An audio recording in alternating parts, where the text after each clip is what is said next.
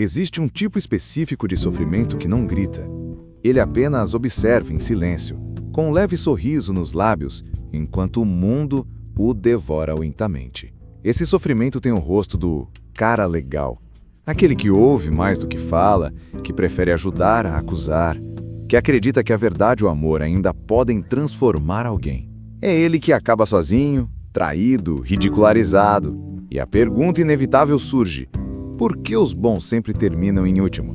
Dostoiévski já sabia a resposta. Quando escreveu O Idiota, ele não estava simplesmente criando um personagem puro para nos inspirar, mas sim nos confrontando com a impossibilidade da bondade num mundo movido por jogos de poder, conveniência e aparência.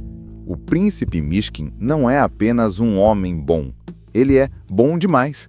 Um Cristo sem cruz, mas também sem discípulos. Sua existência em São Petersburgo é como uma vela acesa em meio a um furacão. Vivemos em uma era onde a crueldade é confundida com charme e a gentileza com fraqueza. O homem que oferece flores é deixado de lado pelo que oferece promessas vazias. Mishkin atravessa esse mundo como estrangeiro. Ele não entende a linguagem da ironia, do sarcasmo, da manipulação. Quando diz a verdade, dizem que ele está sendo estranho. Quando oferece ajuda, dizem que ele tem segundas intenções. E quando ama, profundamente, intensamente, com o coração nu, ele é rejeitado, porque o amor, quando puro, dói. A sociedade moderna não sabe o que fazer com um homem assim. Ela o destrói, o exclui, o chama de idiota. Mas quem realmente é o idiota? O que se recusa a jogar o jogo? Ou aqueles que vivem nele, sem nunca questionar suas regras? Os caras legais terminam em último não porque sejam fracos, mas porque são transparentes demais para um mundo opaco. E cada gesto de bondade que oferecem é uma afronta à lógica fria e competitiva que rege nossas relações. Eles expõem, sem querer, o quanto todos nós já desistimos de ser bons. Mishkin não é um herói, ele é um espelho, e o que vemos refletido é desconfortável demais para ser aceito. Bondade, em sua forma mais pura, tem um efeito colateral devastador. Ela ilumina um ambiente. E quem vive na escuridão detesta a luz. Mishkin não precisava dizer nada grandioso. Bastava a sua presença, serena, sincera, quase infantil, para que os outros começassem a se agitar como baratas diante de uma lâmpada acesa. A alma humana, tão cheia de máscaras e justificativas, não suporta a transparência. E por isso, o homem bom se torna uma ameaça. O cara legal não é o bobo alegre dos filmes românticos. Ele é, muitas vezes, o mais sofrido entre os homens, porque, mesmo quando é ferido, ele não revida. Mesmo quando é ignorado, ele permanece. Sua fidelidade ao que é certo ultrapassa a lógica do retorno. Ele ama e ponto. Sem contratos, sem garantias. E é por isso que sofre tanto. Freud dizia que repetimos padrões de dor porque eles nos são familiares. E isso explica por que tantas pessoas rejeitam a bondade quando ela aparece. O afeto oferecido de maneira pura ativa um alarme interno. Isso é perigoso demais, eu não saberei lidar. Afinal, é mais fácil confiar no desprezo do que no carinho. É mais fácil lidar com a frieza do que com a ternura, porque a ternura exige entrega, e a entrega exige coragem. Mishkin oferece essa ternura. Ele não apenas diz que ama, ele age como quem ama. Enxerga a beleza onde os outros veem defeitos. Dá valor à alma, mesmo quando o mundo só enxerga aparência. Mas essa postura não é romantizada no livro. Ela é punida, terrivelmente punida. Porque ser bom em um mundo onde todos aprenderam a atacar primeiro é quase um convite ao sacrifício. Você já se sentiu assim? Como se sua gentileza fosse um fardo? Como se cada desculpa que você oferecia fosse interpretada como fraqueza? Como se amar demais fosse sempre o caminho mais curto para o abandono? A sociedade moldou as pessoas para desejarem o que é difícil, inalcançável, tóxico. Quanto mais alguém despreza, mais é valorizado. Quanto mais alguém manipula, mais é admirado. E no meio disso, aquele que simplesmente é sincero, cuidadoso, afetuoso, parece fora de lugar. Um erro no sistema. Idiota. Mas e se ele for o único lúcido? Há um tipo de amor que incomoda. Um amor que não quer nada em troca, que não negocia, não exige, apenas oferece. Esse amor é o mais perigoso de todos, porque ele desnuda, ele destrói as máscaras, os jogos, os contratos silenciosos da convivência. E foi esse amor que Mishkin ousou oferecer a Nastassia Filipovna. Uma mulher marcada pela humilhação, pela vergonha e pela ferida de nunca ter sido verdadeiramente vista como alma.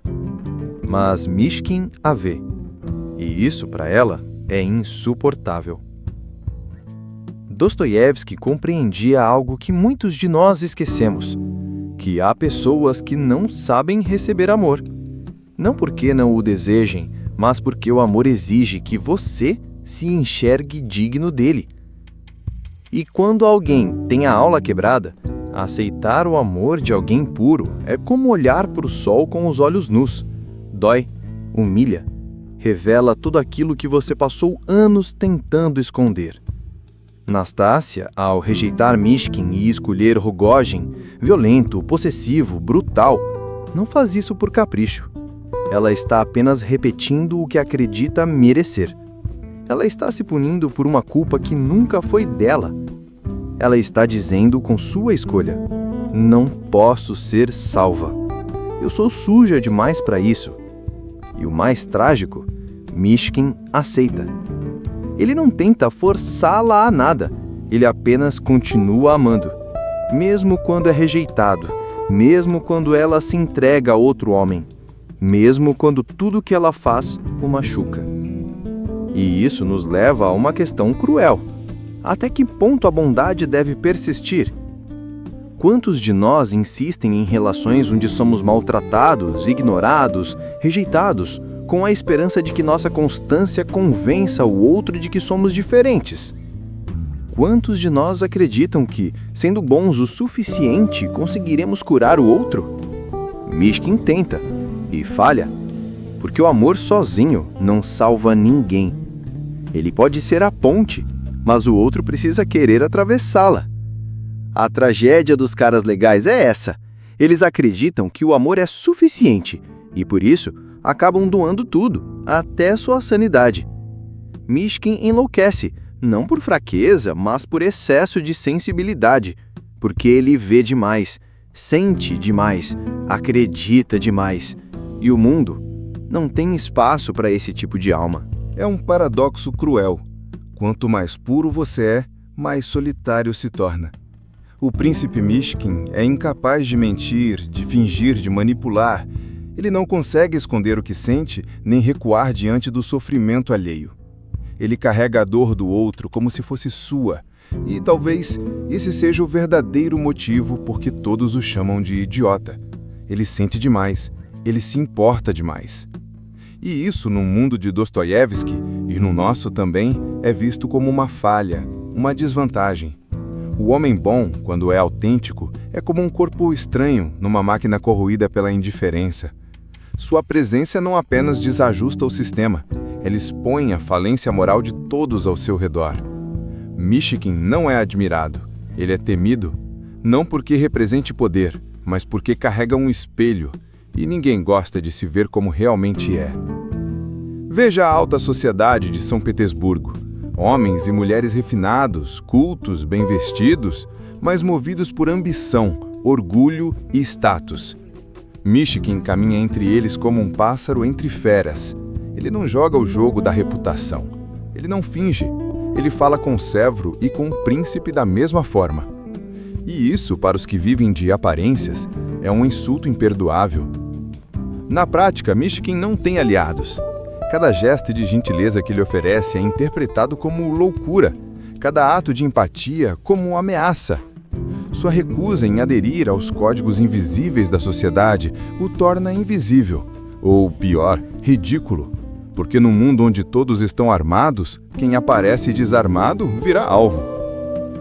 Você já percebeu isso? Que quando você age com honestidade, os outros desconfiam? Que quando você se mostra vulnerável, poucos acolhem, mas muitos aproveitam? Ser diferente dói. Ser íntegro no meio da hipocrisia é uma forma de martírio. E ser bom quando a norma é a autoproteção é quase um suicídio moral. Mishkin não muda. Ele não aprende a jogar, ele não se adapta. E talvez por isso, no fim, ele enlouqueça.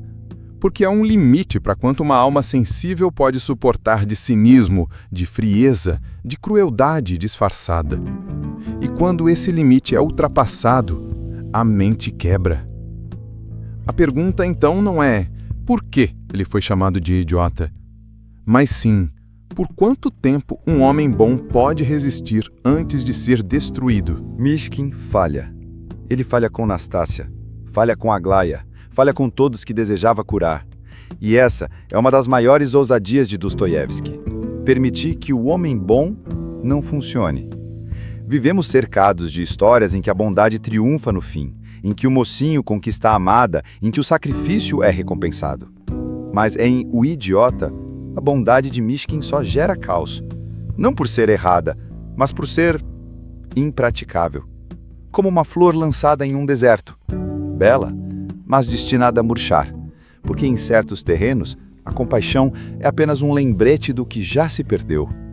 E ninguém quer lembrar disso. Veja como ele tenta consolar, apaziguar, unir. Veja como ele oferece compreensão até àqueles que o desprezam. E o que recebe em troca? Suspeita? Zombaria? Rejeição? O problema não é que Mishkin ama. O problema é que ele continua amando mesmo quando amar se torna perigoso. Mesmo quando já não faz sentido. É aqui que Dostoiévski toca numa ferida profunda da alma humana. O que fazer com uma bondade que não produz resultados? Vale a pena continuar sendo bom quando sua bondade só gera sofrimento? Mishkin é confrontado por essa dúvida em cada página. Sua bondade não salva Nastácia, não resgata a Aglaia, não reforma a sociedade. Ela apenas dói. A maioria de nós, ao ver que nossos gestos não geram mudança, recua. Nos tornamos cínicos, nos blindamos, aprendemos a não sentir tanto, a não acreditar tanto. Mas Mishkin não recua. Ele persiste, e talvez por isso seja considerado um louco. Porque, como Cristo, ele se oferece ao mundo mesmo sabendo que o mundo o crucificará. Mas Mishkin não tem a glória de um mártir. Ele não morre em sacrifício. Ele enlouquece. Sua mente se fragmenta diante da constatação de que amar, no fim das contas, pode não ser suficiente. E essa é talvez a parte mais dolorosa dessa história. Às vezes, amar profundamente alguém não é o bastante para salvá-lo. E continuar amando, mesmo assim, pode ser a maior forma de insanidade que existe. No final de O Idiota, o príncipe Mishkin não morre, ele enlouquece. Retorna à Suíça não como o curador compassivo que chegou à Rússia, mas como um espectro, um vulto de si mesmo. O homem que queria salvar todos não salvou ninguém. E o preço que pagou foi a própria sanidade. Mas o que significa isso, se não o destino de tantos caras legais que o mundo destrói aos poucos? Eles tentam ser compreensivos, evitam confrontos, dizem sim quando querem dizer não, amam demais, entregam tudo e, no fim, colhem silêncio, ou pior, desprezo. Porque em um mundo que venera o poder e a performance, a bondade genuína parece um defeito, um atraso, uma fraqueza a ser corrigida. A mente de Mishkin colapsa não por ser fraca, mas por ser aberta demais, por absorver todas as dores à sua volta sem nenhum filtro de autoproteção. Ele é como uma antena emocional captando todo o sofrimento do mundo até que isso o consuma. E quantos de nós já estivemos à beira disso? Quantos homens se afundam em ansiedade por tentarem ser tudo para todos? Quantos caem em depressão por acumularem rejeições que não entendem? Quantos enlouquecem por jamais aprenderem a se colocar em primeiro lugar? Mishkin nos mostra que o cara legal, O bom, o compreensivo, o empático precisa se proteger, precisa aprender a dizer basta, precisa entender que sua alma não é depósito de traumas dos outros, que não é possível salvar quem não quer ser salvo e que, às vezes, a única pessoa que você deve salvar é a si mesmo. Mas ele não entendeu isso. Ele amou até o fim, até perder a capacidade de pensar, de falar, de resistir. E assim se encerra sua trajetória, não como um herói, mas como um aviso. Um alerta silencioso para todos os que confundem amor com autossacrifício absoluto. Porque há um ponto onde a bondade deixa de ser virtude e se torna um tipo de suicídio emocional. Há algo que ninguém conta sobre os homens bons. Eles têm raiva. Eles têm uma raiva surda, abafada, antiga, escondida debaixo das concessões, das palavras doces, dos tudo bem engolidos com lágrimas. Essa raiva cresce em silêncio como um mofo na parede de uma casa bonita, invisível por fora, apodrecida por dentro.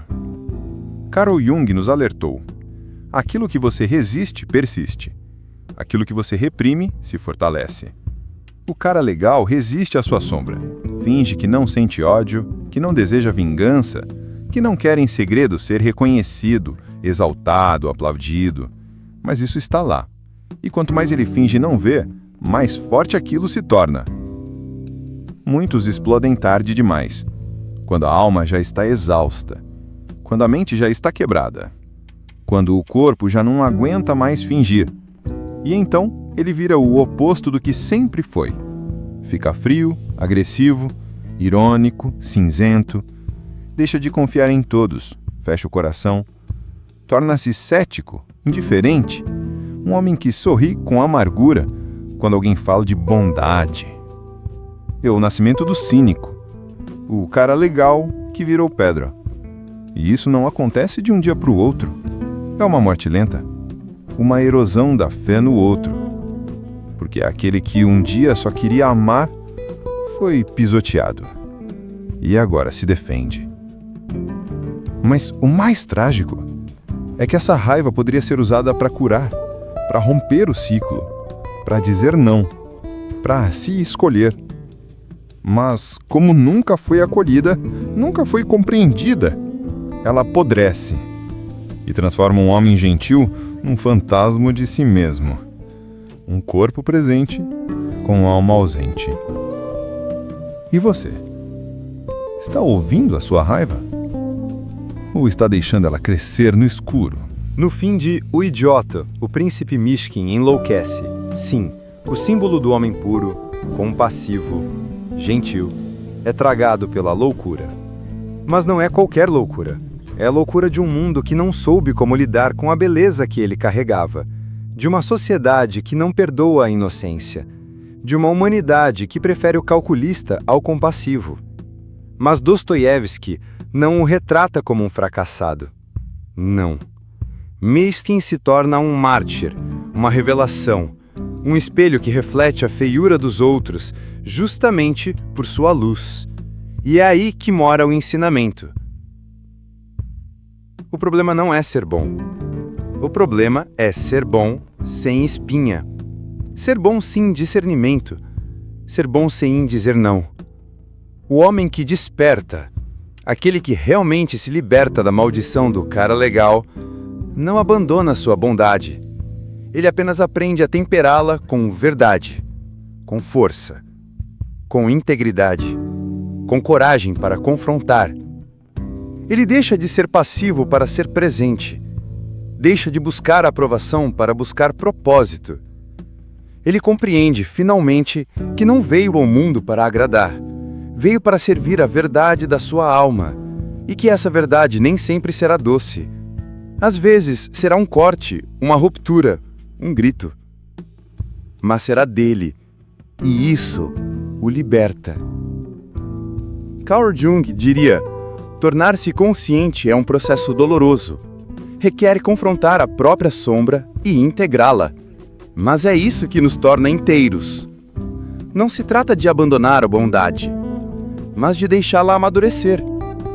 O homem verdadeiramente desperto é gentil, mas também é firme. É compassivo, mas também é claro. Ele sabe quando estender a mão e sabe quando partir. E você? Vai continuar esperando ser amado por ser bom? Ou vai se tornar inteiro por ser verdadeiro? Se isso tocou algo em você, comente. Eu escolho ser inteiro, não apenas bom. E envie esse vídeo para alguém que precisa despertar.